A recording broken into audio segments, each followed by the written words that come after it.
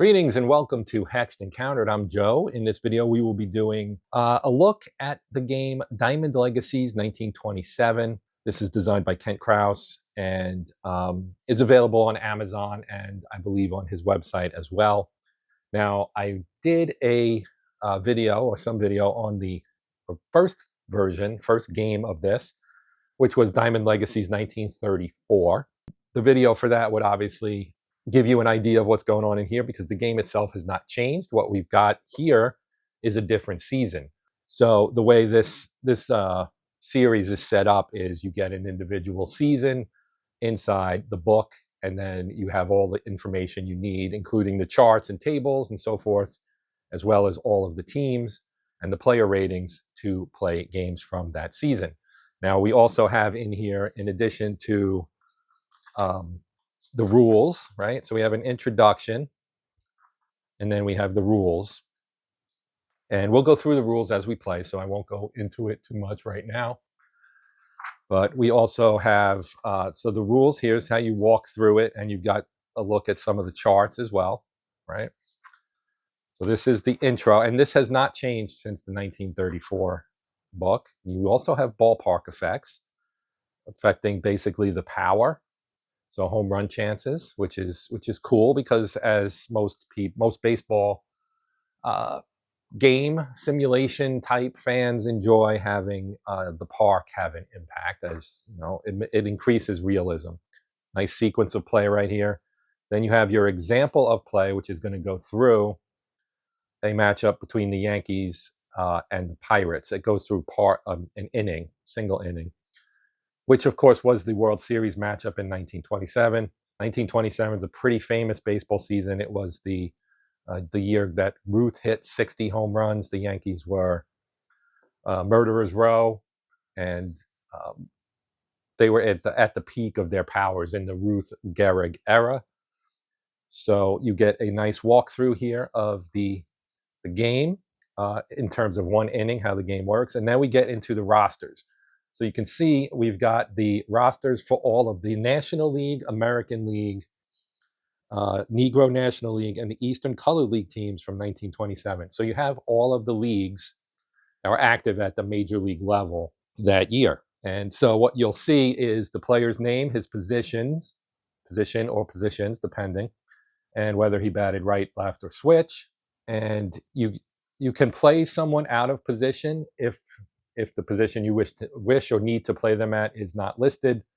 Then they get a lower fielding rating, and outfielders have a 92 if playing a non-primary outfield position. So that means going from, say, center field to left or right, not going from center field to shortstop. If they went from center field to shortstop, they would have an 87. Non-catchers can't catch. Players classified as elite are noted in the fielding column. The status is removed if a fielder plays a position other than a primary. So again, if you move an elite defender off his spot, you're going to lose that as well. Catchers have a caught stealing rating indicated as CS. We have the list of the number of games, and then for pitching, righties or lefties, and for hitting, a right or left batting indication is given only if they batted differently from how they threw. So if a guy was right, he's just going to say R. But if he was a righty thrower who hit lefty, then you'd have an L for the hitting. Pitchers are classified as starters, SP, or relievers, RP, or both, based on primary roles. There are rules for bringing in a starter as a reliever, and you have pitcher fatigue rules that will kick in, just as they would if he were a reliever. Here's a team photo of the Yankees at spring training in 1927 in St. Pete. Then we get into the teams. We have the Pirates, of course, the National League champions. Yep, there's the Pirates. Then you have the Cards, the Giants, Cubs and Reds, Brooklyn, and the seventh place, Braves, and the last place, Phillies. In the AL, you have the Yankees. That's an incredible record, 110 and 44. And so you can see here kind of what you've got in terms of the ratings. You can see Ruth, right field, left field, bats left, number of games, his hitting rating, which is a 71. That's pretty good. His power is a 90, which is also extremely good. You can see Gehrig is a 78. So those two guys have a ton of power. Speed ratings, strikeout ratings. These are kind of a plus minus. So if a guy is a minus, that reduces the chance he'll have a strikeout. A plus means he strikes out more often. So you can see here, Ruth is a +2 because for his era, he struck out more than average. And you can see Gehrig is a -2. Lazari is a 0, and so on down the list, right? So Koenig here is going to strike out not very often. Then we have the Philly A's with Lefty Grove on the pitching side. You can see he appeared in 51 games. That's not 51 starts. He did appear as a reliever. That gives you an idea of how pitching was used in this era. Effectiveness, his strikeout rating, his control, fielding, and his hitting rating, which corresponds to the hitting column in the position player. Then you have the other 6 American League teams: the Senators, the Tigers, the White Sox, the Indians, the Browns, the Red Sox, who were last place that year. Then you get into the Negro Leagues, so you have the Negro National League teams, all 8 of them for the Negro National League, which had 8 teams that year. Then the Eastern Colored League, which did not have 8. If I remember, they were only, I think, 7. So you've got the Bacharach Giants, they were first, then Harrisburg was second, the Cuban Stars East, third, Baltimore Black Sox fourth, the Hilldale Club fifth, Lincoln Giants. And you can see the varying numbers of games, right? They played 86 games. The Lincoln Giants only played 25. And then in 7th, you've got the Brooklyn Royal Giants, who went 11-23 and finished 7th. Right? So then you have some ideas that they give you here. You can replay the 27 World Series. You can replay the Negro League World Series between the Chicago American Giants and the Atlantic City Bacharach Giants. Play a series between the World Series champions, the Yankees, and the American Giants. So you can mix and match. Play what if to see if certain players could have altered a pennant race. Like if you could put some Negro League stars on the last place Phillies and see how they would have changed things. And if you owned 1934, you could play against teams from 27 and so on. So as more of these come out, this is only the second one. As more come out, you'll have much more of an opportunity to go through and play these. So you do have some, and then here, you do have some good options here. His website, kentkrause.com. That's a photo of Calvin Coolidge, I believe, right there. Throwing out the first pitch. Game charts and scorecards. So here are our charts, right? You can see you start with an effectiveness roll that goes against the player's rating. So here, if we look at the Memphis Red Sox, the effectiveness roll, say Carl Glass is your pitcher. He's a 76. He needs to roll under that number to have a success. For the hitters, if, let's say, Francisco Correa here is up, he has a 50. He would have basically a 50-50 chance of succeeding, right? Because you're using a D100 for this. So you see success for the pitcher. And then if they both succeed, you get a regular at-bat. If one succeeds and the other fails from the pitching side, the pitcher will take a strikeout roll, and you use the batter strikeout to adjust that roll. And then if they both fail, so both succeed, both fail, to tie, you use the regular at-bat.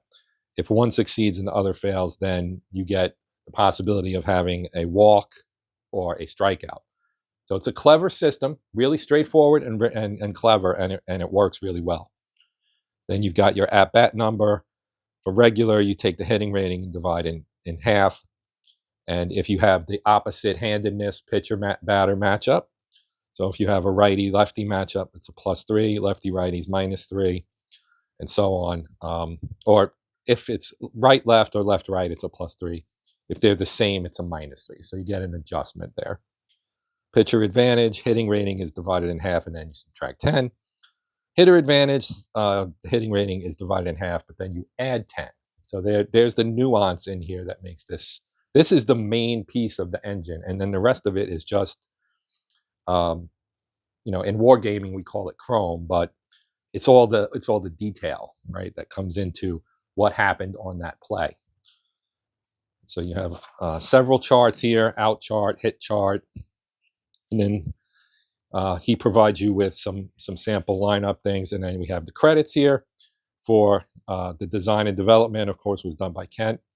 Then the lead play tester and so on through here, and here on the back, you can see the back of that.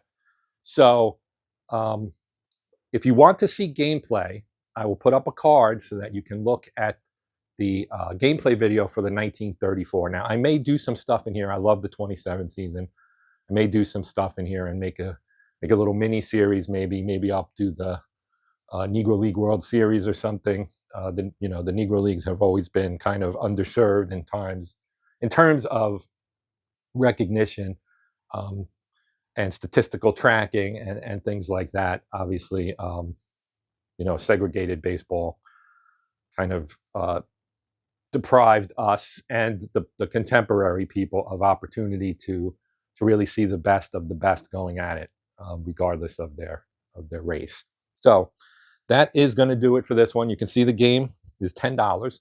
Very affordable. You get an entire season. Again, you can go to kentkrause.com. It's also available, I think, on Amazon. For now, that's going to be it for this one. I do want to thank my channel members for their support. It is greatly appreciated. I always take the time out to give a shout out to my channel supporters and let them know that I appreciate the fact that they're supporting my channel. For everybody else, you have questions, comments, suggestions, so on and so forth. Feel free to post them in the comment section. I'll do my best to get back to you as soon as I can. In terms of other things I may ask, or I do ask of you, if you would consider, please, liking, sharing, hyping this video, or subscribing to the channel. That would all be greatly appreciated. All of that's optional. At the very least, I hope you will come back and check out something else down the line. But we are done here, so I'm going to sign off now. I'm Joe. This is the Hexton Counter Channel. And until next time, as always, happy gaming.